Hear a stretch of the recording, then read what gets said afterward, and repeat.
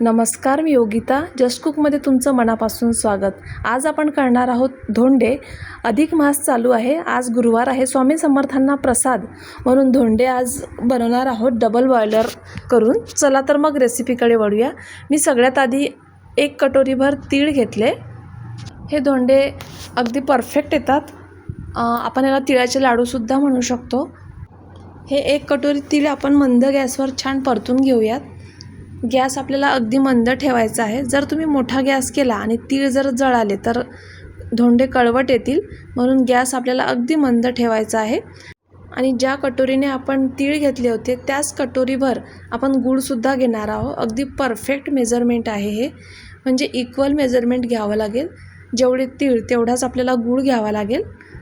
नंतर गॅसवर मी एक कढई ठेवली आणि त्यामध्ये 3 ग्लास पाणी घातलं आहे. तुम्ही या पाण्यामध्ये एखादं स्टँडसुद्धा ठेवू शकता आणि त्यावर ही कटोरी ठेवून त्यामध्ये गूळ घालायचा आहे.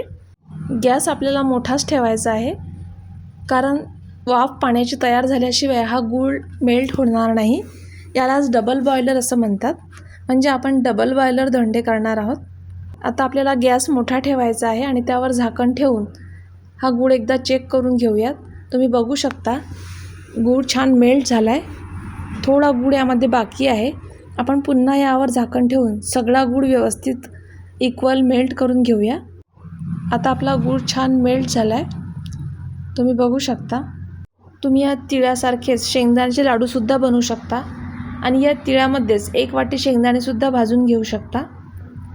आता आपला पाक छान झाला आहे. आता आपण सगळे तीळ थोडे थोडे करून यामध्ये घालून छान मिक्स करून घेऊया. हा पाक परफेक्ट होतो, कमी जास्त होत नाही. व्यवस्थित प्रमाण असल्यामुळे कुठेच चुकत किंवा हुकत नाही. तुम्ही ही रेसिपी नक्की ट्राय करा आणि कमेंट बॉक्समध्ये कशी झाली ती मला नक्की कळवा. आता आपण हाताला पाणी किंवा तूप लावून याचे मस्त लाडू वळून घेऊयात हव्या त्या आकारात. हे लाडू बरेच दिवस टिकतात. तुम्ही प्रवासातसुद्धा घेऊन जाऊ शकता.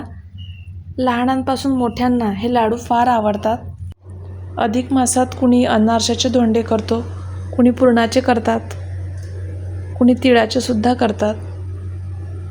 असे 33 धोंडे आज आपण स्वामी समर्थांना प्रसाद म्हणून करूयात. अनारसाचे धोंडे, पुरणाचे धोंडे करायला बराच वेळ लागतो, पण हे धोंडे फार लवकर होतात. मी हाताला पाणी लावून याचे छान लाडू बनवून घेतले.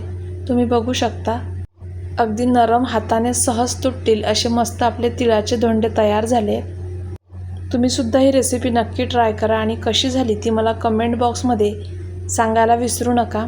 व्हिडिओ सगळ्यांनी शेवटपर्यंत बघितल्याबद्दल सगळ्यांचे मनापासून आभार. व्हिडिओ आवडल्यास चॅनलला लाईक, शेअर आणि सबस्क्राईब करायला विसरू नका. पुन्हा भेटूया एका नवीन व्हिडिओसोबत. तोपर्यंत नमस्कार.